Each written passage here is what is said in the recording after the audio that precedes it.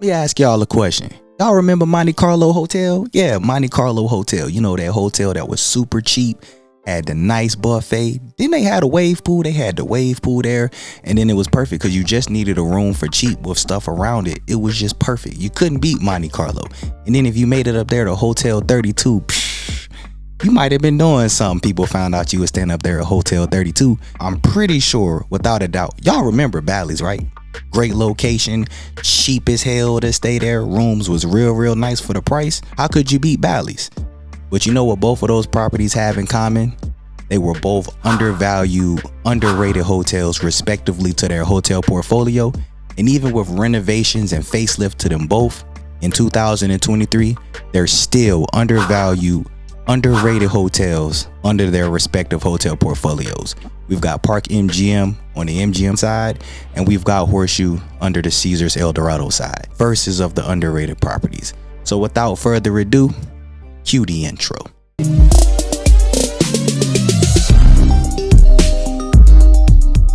Now, before we get started with this versus, I want y'all to comment below which property would you stay at before I sway y'all one way or the other, because I know I might have that effect on some of y'all. If you had to pick right now, room rates are the exact same price in the base room. Would you stay at Park MGM?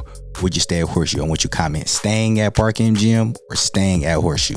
And while y'all down there commenting that, make sure y'all hit that like button. If you're new to the channel, click the subscribe button and hit that notification bell so you don't miss out on no content that's uploaded to the channel. Now, if you're new to the Versus series, typically I take one room at one hotel and then I'll take another room at a competitor hotel, put them head to head. I've got a scorecard for that. And then we'll ultimately pick a winner to see which room is better than which.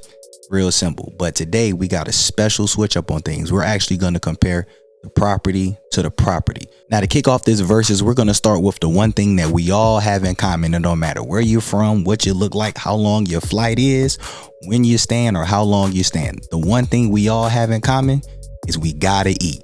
So we starting off with the dining segment of this TVP versus. And I want to start with Park MGM because this is probably one of the things that when I sat back and took a look at both of these properties, I was just like, damn, I don't think we really take into account all of the different value food options we have at both of these properties. So let's start with Park MGM. Now, inside the hotel, I'm pretty sure y'all know the one restaurant or one place to eat that just jumps out when you hear Park MGM, Italy. It's an Italian marketplace, Italian food hall, however y'all want to reference it, with a variety of different food shops and places to get food that's signatured or based off the theme in Italy. You've also got Best Friends, which is very popular for social media. Y'all know how social media goes. Bavette Steakhouse, which a lot of people seem to like. You've got La La Noodle, and then you've got the Side Betty Grill. I believe that's the restaurant or the spot that's open 24 hours. So if you need something to eat late night when you've been killing the casino or you've been losing all your money, you've got that 24 hours. Now, that's just the dining options inside the hotel. But you got to go outside for more. And it's not a lot of hotels that you can actually say about that where you got to leave the hotel to get more food options. And in Park MGM case, that's crazy because the food options might be better on the outside. If you go through Italy and you start trying to head toward the strip, you just got to go out the door and you got to hit Crack Shack. Now, I'm going to tell y'all right now, this might be a controversial take, but that's okay because I like controversy. Crack Shack might got arguably the best fried chicken of any fried chicken place on the Las Vegas Strip, on Las Vegas Boulevard, from Mandalay Bay down to the Stratosphere. What?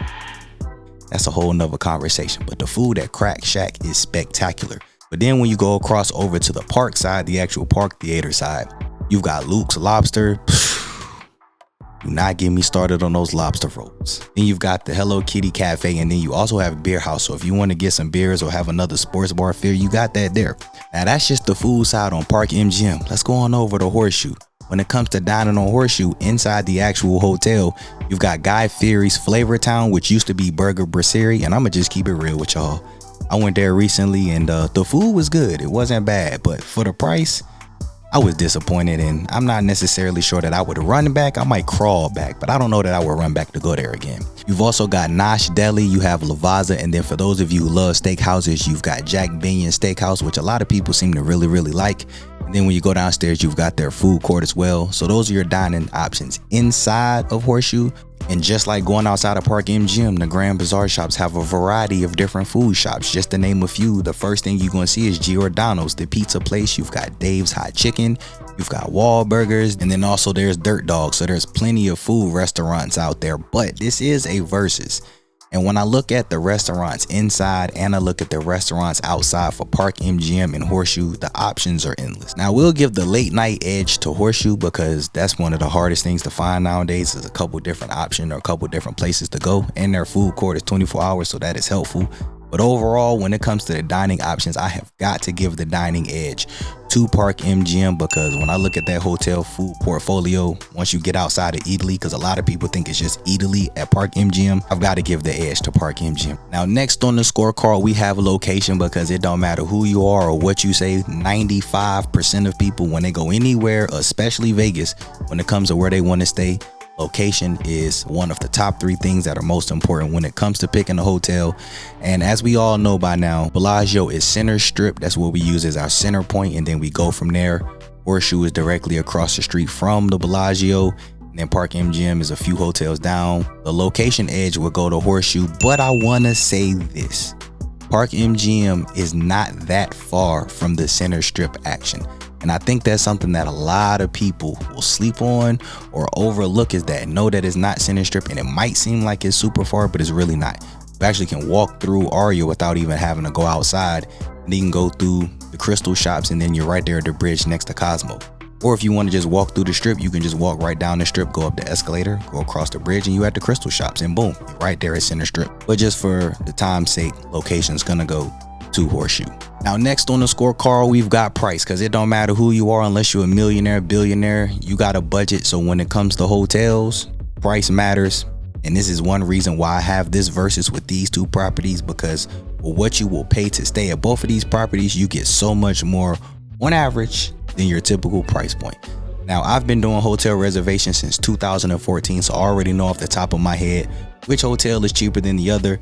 But just for the sake of this video and just to give a visual, what I decided to do is, because typically in my verses I'll grab a random weekend, but I didn't even feel like wasting my time with that.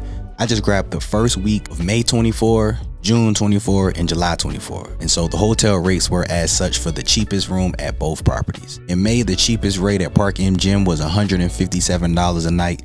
For the cheapest room at Horseshoe in May, it was $139. Going into June, for the first week of June, the cheapest price at Park MGM was $91 a night. Over at Horseshoe, the cheapest price was $86 a night for the cheapest room. And then going into July, the cheapest room at Park MGM was $185 a night for the first week. And then over at Horseshoe, for the first week of July, the cheapest room was $134. So going to the price point, the edge is gonna go to Horseshoe. I knew this before I even did the verses, just because, as we've discussed in other videos, Horseshoe is considered a budget tier hotel. Park MGM falls into the affordable tier hotel. But I wanted to highlight that because if you've noticed, the price point isn't really that much different. Now, next on this scorecard, we have amenities. And typically when I do my verses, is the room amenities. What do this room have that this room doesn't have? But nah, we doing a whole hotel versus.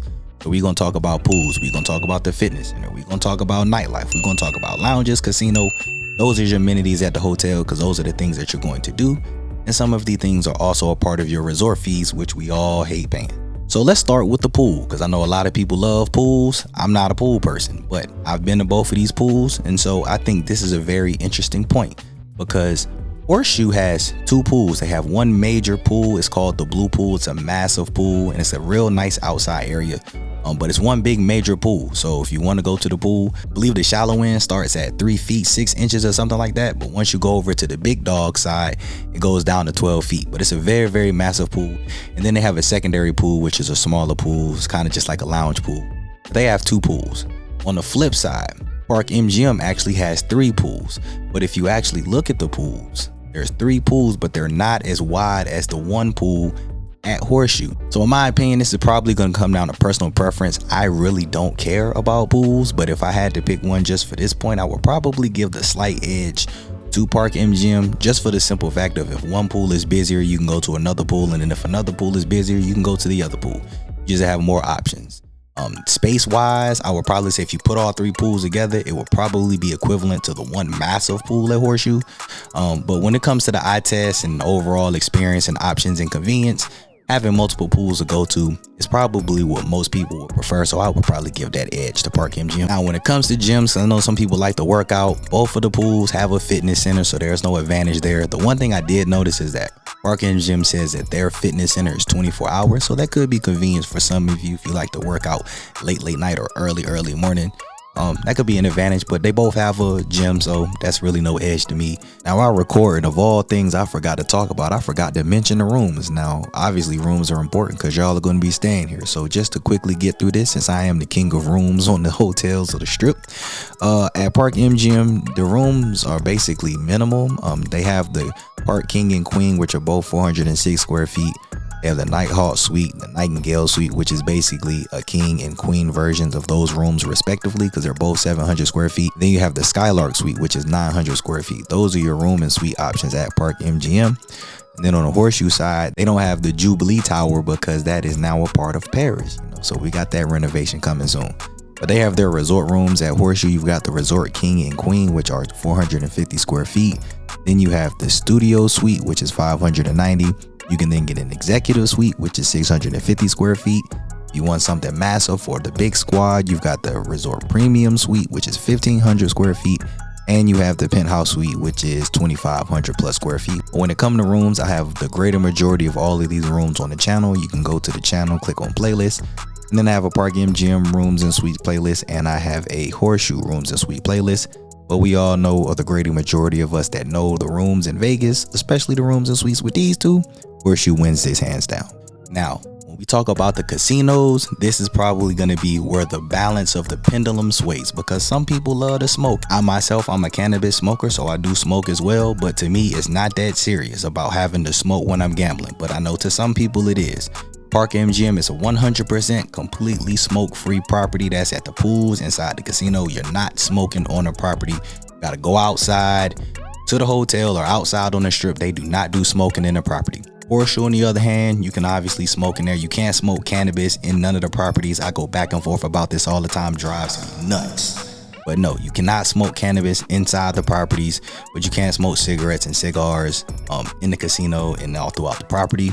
But you cannot smoke in the rooms. I think that's something that's caught a lot of people by surprise. You cannot smoke in Horseshoe's rooms. You know, they got a facelift now. They're trying to be Horseshoe. They want to be more of a nice, clean, better property. Have y'all even noticed when you walk through the front door of Horseshoe now, they got that nice fragrance like you have when you walk through Aria, when you go through the door the first time? Have y'all noticed that? They trying to really step their game up. Casino for casino. Both of the hotel games, their averages start at about a 15 minimum, and then on busier days it goes to 25 and 50. So I can't give the edge to neither one of them when it comes to like the minimum for casinos. As far as the look and feel of the casinos, that's a personal preference. I think both the casinos look nice, but this is where the advantage to the casinos would go to Horseshoe, and it's because they have a poker room. So if you don't play poker, you probably wouldn't care. But if you are a poker player, they do have a poker room at Horseshoe. And they have multiple daily tournaments that go on every day. I believe the tournaments are like every 3 hours. So you can buy in, I believe, up until the first hour or so. But they have the daily tournament. So that's good for people who like to play poker. That's probably the only real edge as far as the casino that I can give Horseshoe. Everything else are pretty much balanced to me. Now, when we talk about the nightlife, because, you know, people like to party, club, lounge, chill. There is on the record at Park MGM. Park MGM, I tell y'all all the time, on the record, sleeper. Y'all know what time it is. If y'all haven't been to On the Record, definitely a vibe. You got to check that out. It's a lounge that's even got multiple speakeasies in there. It's dope. It's perfect when you want to go and hang out and have a good time, but not be crammed at one nightclub. On the Record's a vibe. There's no nightclubs at Horseshoe, but they do have a couple little lounges where you can kick back, chill, get some drink. So if you're someone who cares about having a club or nightlife or things to do at night, that edge will go to Park MGM. Then you've got shows. Now, come on, man. Y'all already know who's gonna have the show advantage. Now, Horseshoe, they do have the paranormal mind reading magic. You've got the Potter, which is like a Harry Potter show. I guess they combine all of the books of Harry Potter, that whole collection, and make a show out of it. You've also got battle bots. I don't know how many of y'all remember that from back in the day, the battle bot joints where they be out there. Yeah, they got the battle bots going on. And then they have D Devon Tees, who does shows there as well. But with all of that said, it's not even close, man. We all know Usher going crazy at Park MGM. He going crazy. Nothing that Horseshoe is touching Usher. And then they just have the theater itself. So if Usher's not performing, there's other shows going on, like Bruno do shows there. Then they have other people that pop up throughout the year. So when it comes to shows, Park MGM is just going crazy. So with all of that said, I had to break it down because y'all know me, I like to be unbiased. But me personally, this is just my opinion. When you factor everything in, when it comes to the pool, when it comes to the gym, when it comes to casinos, when it comes to shows, when it comes to nightlife, me personally, when it comes to amenities, everything you gonna get at the property, I'm gonna go ahead and get that edge to Park MGM. I'm gonna get them the amenity side to give you a couple extra things that you don't necessarily get over at Horseshoe. I'm gonna get them the edge. But the last category on this scorecard is value. And when I say value, I mean overall value. When you take everything we discussed, the dining, the location, the price, the amenities, and everything else that comes with this, who has the overall value? And this right here, I think is gonna be what, in my opinion, will sway some people one way or sway some the other way if you aren't sold already. And I'm gonna leave that up to you all. What do you think the overall value is? Of course, it's a versus. I'm gonna give the overall value edge to Park MGM because I think when you take everything into account, you get more of an overall value at Park MGM than you do at Horseshoe. But that won't sway me from staying from one to the other because I myself stay more at Horseshoe because I like the location better.